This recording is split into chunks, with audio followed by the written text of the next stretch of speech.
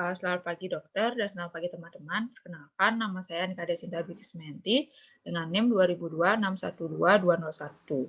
Saya merupakan dokter muda yang sedang menjalani stase di Departemen Anestesiologi dan Terapi Intensif Fakultas Kedokteran Universitas Udayana, periode 15 November 2021 sampai 26 Desember 2021. Pada kesempatan pagi hari ini, saya akan membawakan presentasi dengan judul konsep dasar ICU.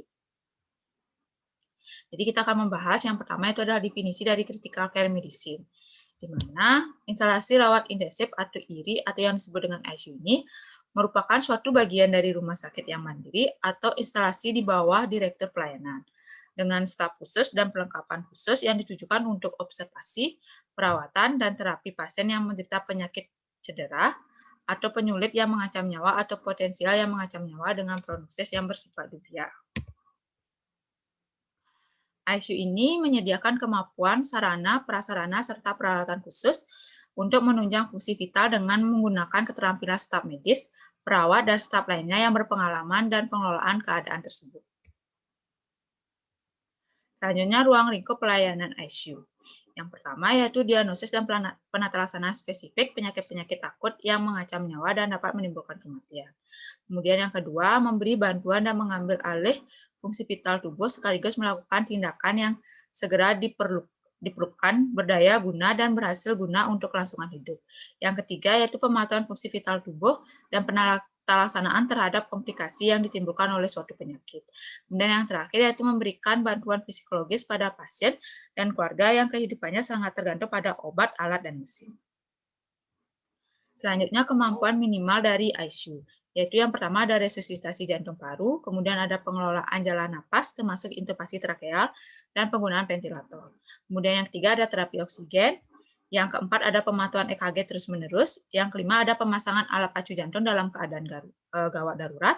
Kemudian yang selanjutnya yaitu ada pemberian nutrisi secara enteral dan parenteral, kemudian ada pemeriksaan laboratorium khusus dengan cepat dan menyeluruh.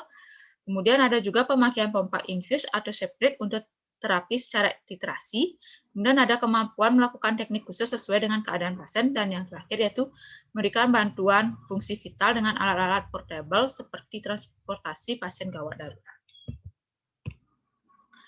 Selanjutnya klasifikasi pelayanan ICU. Klasifikasi pelayanan ICU itu dibedakan menjadi 3, yaitu pelayanan ICU primer, pelayanan ICU sekunder, dan pelayanan ICU tersier. Untuk pelayanan ICU primer atau standar minimal, yaitu mampu melakukan resusitasi dan memberikan ventilasi bantu kurang dari 24 jam, serta mampu melakukan pemantauan jantung.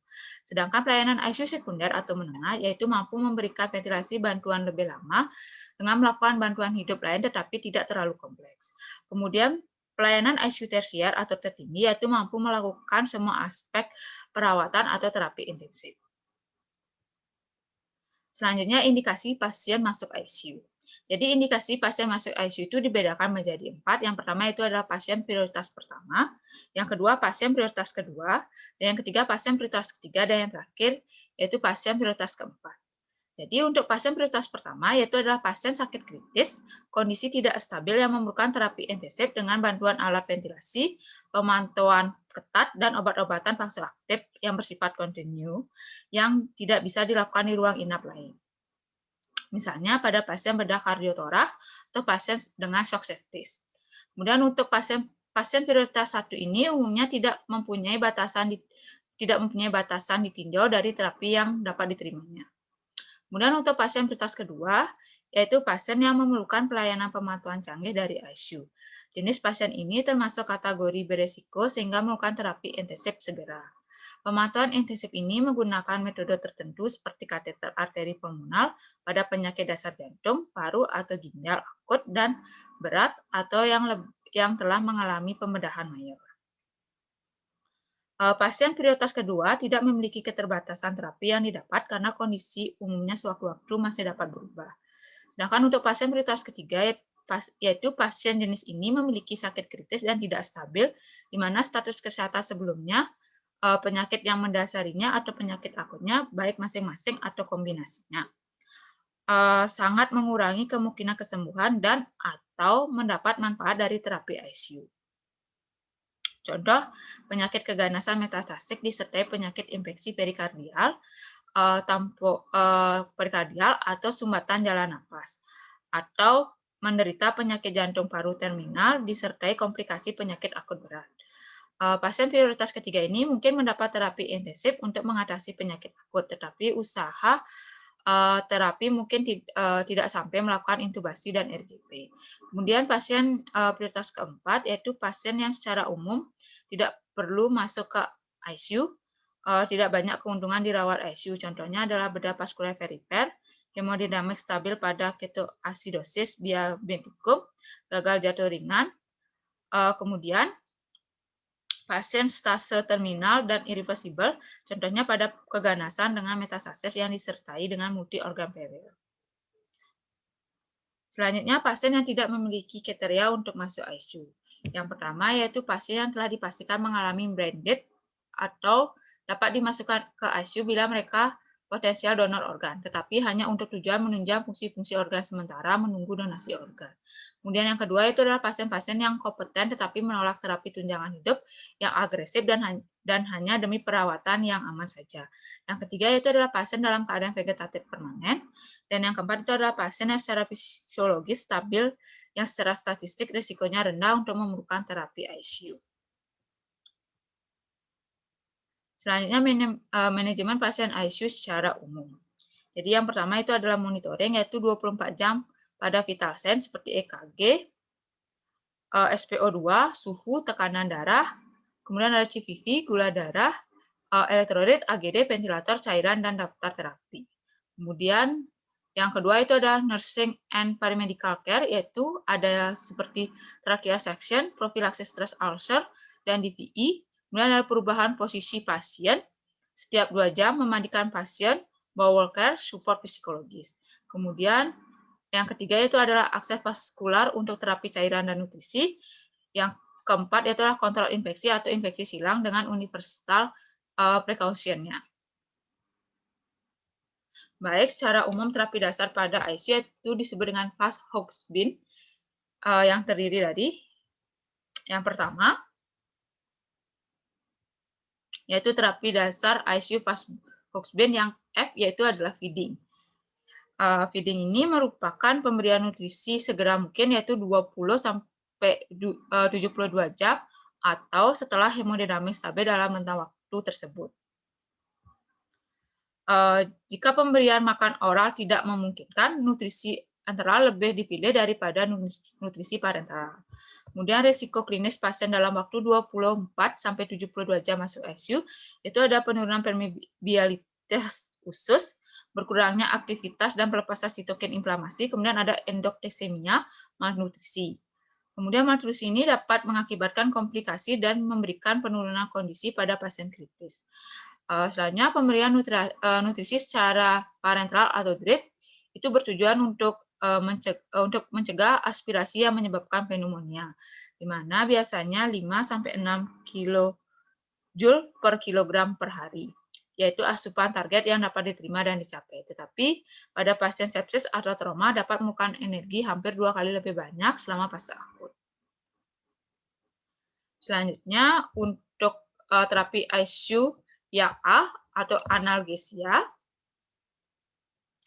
yaitu merupakan hilangnya sensori nyeri atau stimulus yang mengganggu.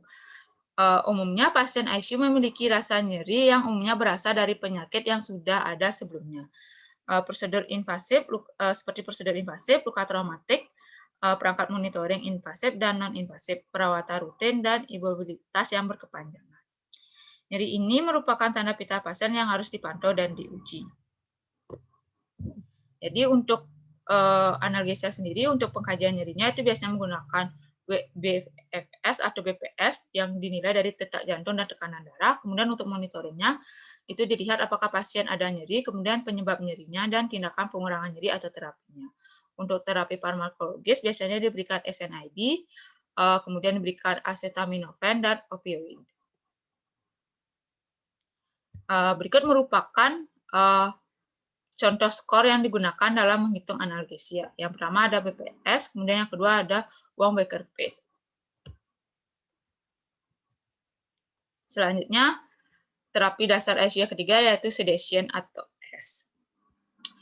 sedation ini merupakan suatu keadaan di mana memungkinkan toleransi pasien terhadap prosedur yang kurang menyenangkan, sementara fungsi kardiovaskulernya yang masih stabil, dan kemampuan merespons secara penuh terhadap perintah verbal dan stimulus rabaan. Sasaran sedasi berbeda pada masing-masing pasien dan berubah sesuai dengan perkembangan penyakit, apakah dia membaik atau memburuk. Tujuan utama dari sedasi itu adalah meringankan kecemasan dan ketidaknyamanan pasien, kemudian untuk mempermudah perawatan dan pengobatan, karena banyak faktor yang mendukung timbulnya stres fisik maupun psikis pada pasien kritis di ICU. Sedasi dan analgesi yang bersifat adekuat diperlukan pada pasien kritis untuk menjamin level optimal ketenangan pasien, terutama dapat istirahat atau tidur yang cukup, kemudian menurunkan stres respon, dan yang terakhir yaitu mempermudah prosedur diagnostik, terapeutik, dan perawatan pasien. Jadi untuk sedation sendiri, untuk pemantauan sedasinya itu menggunakan Ramsay Sedation Scale atau RSS, kemudian Sedation Agitation Scale atau SAS, kemudian Resmond Agitation Sedation Scale atau RAS. Untuk monitoringnya, yang pertama itu apakah pasien ini mendapat terapi sedasi, kemudian bagaimana scoring sedasinya, dosis, titrasi, dan rencana untuk stopnya. Selanjutnya untuk T, yaitu thromboembolic prophylaxis, di mana tromboembolis ini merupakan obstruksi pembuluh darah sampai ke sirkulasi jantung hingga perifer. Upaya pencegahannya yaitu mempertimbangkan profilaksis terhadap risiko komplikasi, kemudian bisa pasang stocking anti-DVT dan pasang manset anti-DVT. Nah, untuk monitoring, tanyakan apakah pasien ada gejala tromboembolitik dan tindakan pencegahan tromboembolitik.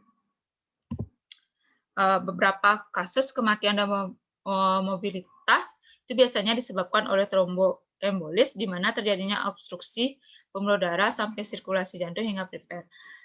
Pasien yang tidak mendapatkan profilasis biasanya risiko terkena DVT sekitar 13-31%. Kemudian selanjutnya, terapi selanjutnya yaitu head up of bed elevation.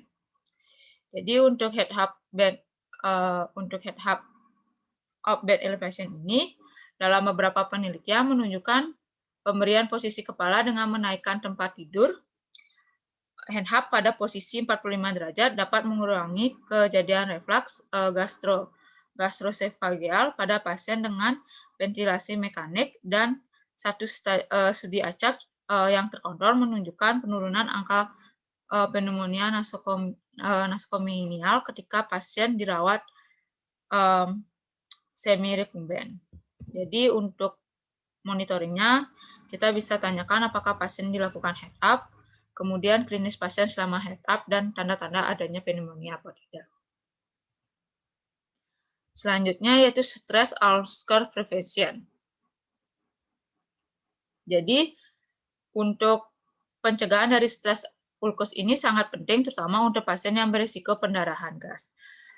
Ada beberapa opsi perawatan termasuk antasida, sukrafat, antagonis H2, dan inhibitor pompa proton yang diusulkan. Namun meskipun beberapa penelitian acak yang terkontrol dan meta-analisis membandingkan agen-agen ini, pengobatan yang optimal masih belum jelas. Selanjutnya untuk monitoring, itu bisa tanyakan pada pasien apakah pasien mendapat terapi ulcer, dan yang kedua yaitu terapi dan dosisnya. Selanjutnya glukosa kontrol. Jadi untuk glukosa kontrol itu ada menjaga kadar gula untuk stabil, yang mana ini bertujuan untuk mencegah adanya risiko sepsis. Untuk monitoringnya kita bisa lihat hasil pemeriksaan GDS, dan kita juga monitoring terapi dan dosisnya. Selanjutnya terapi dasar ICU selanjutnya itu adalah spontaneous breathing trial atau SBT. Jadi untuk spontaneous breathing trial SBT ini dilakukan penilaian secara berkala karena merupakan metode yang aman, efektif, dan sangat terprediksi untuk menentukan SBT. Jadi, penggunaan ventilator secara lama dapat meningkatkan risiko PAP atau ventilator associated pneumonia. Jadi, untuk pengurangan bantuan hingga penghentian pemberian terapi oksigen karena kebutuhan ventilasi pasien yang sudah terpenuhi. Selanjutnya, untuk terapi dasar ICU selanjutnya yaitu ada bowel care, di mana biasanya gangguan gastrointestinal seperti ileus, konstipasi, diare itu merupakan penyakit yang umum yang didapatkan pada pasien kritis. Untuk penilaian rutin dan terapi berfungsi untuk mempertahankan fungsi normal usus dan harus dilakukan. Jadi untuk monitoring bisa kita lihat apakah ada gangguan gastrointestinal. Selanjutnya terapi dasar dasar ICU selanjutnya yaitu indwelling catheter removal. Jadi kateter urin, vena sentral, dan arteri pulmonalis dan dialisis ini merupakan hal yang sering kita jumpain pada pasien kritis. Dikarenakan terdapat risiko infeksi alat yang menghubungkan, maka diperlukan menjaga kebersihan dan perawatan yang dilakukan secara berkala untuk menurunkan risiko infeksi. Jadi untuk monitoringnya, kita lihat apakah pasien terpasang indwelling catheter removal, kemudian kita lihat apakah ada tanda-tanda infeksi, kemudian kita monitoring juga perawatan rutinnya, dan kita monitoring juga waktu pemasangan dan pergantiannya. Selanjutnya, yaitu terapi dasar ICU-nya itu de-escalation of antibiotic or streamlining. Jadi secepat mungkin dilakukan pengambilan kultur agar untuk mendapatkan terapi antibiotik yang sesuai dan optimal. Dan serta meminimalkan paparan obat broad spektrum antibiotik. Untuk monitoringnya itu kita lihat apakah ada pengambilan kultur, kemudian kita monitoring hasil dan monitoring terapinya. Kemudian selanjutnya untuk pertimbangan kriteria keluar, yaitu yang pertama itu ada prioritas pasien yang dipindahkan dari ICU berdasarkan pertimbangan medis oleh kepala ICU dan tim yang merawat pasien. Bila status fisik pasien sudah stabil dan tidak perlu monitoring ketat lebih lama. Kemudian yang ketiga yaitu bila status fisik telah menurun jauh tetapi tidak ada rencana intervensi yang aktif. Selanjutnya untuk indikasi pasien keluar ICU itu dibedakan menjadi 3, yaitu ada pasien prioritas pertama, pasien prioritas kedua, dan pasien prioritas ketiga. Jadi untuk pasien prioritas pertama, yaitu pasien yang dipindahkan bila tidak lagi membutuhkan perawatan intensif atau jika terapi mengalami kegagalan dan prognosis jangka pendek buruk. Sedikit kemungkinan bila perawatan intensif ini diteruskan. Untuk contohnya, itu pasien dengan 3 atau lebih gagal sistem organ yang tidak merespon terhadap pengelolaan agresif. Kemudian pasien prioritas kedua yaitu pasien dipindahkan apabila hasil pemantauan intensif tidak dibutuhkan dan pemantauan intensif selanjutnya tidak diperlukan lagi. Untuk pasien prioritas ketiga yaitu pasien dikeluarkan dari ICU bila kebutuhan untuk terapi intensif telah tidak ada lagi, tapi dapat dikeluarkan lebih dini bila diketahui memiliki kemungkinan pulih kembali sangat kecil. Contohnya pada pasien dengan penyakit lanjut seperti PPOK, penyakit jantung atau liver terminal, karsinoma yang telah metastasis, dan yang tidak merespon terhadap ICU untuk penyakit akut lainnya. Baik, jadi kesimpulannya bahwa pasien ICU ini harus dilakukan pemantauan yang rutin secara keseluruhan. Kemudian serah terima pasien ICU ini wajib dilakukan secara objektif dan sistematis dan tetap mengutamakan pasien yang safety. Baik, sekian presentasi yang dapat saya sampaikan. Mohon arahan dan bimbingannya, dokter.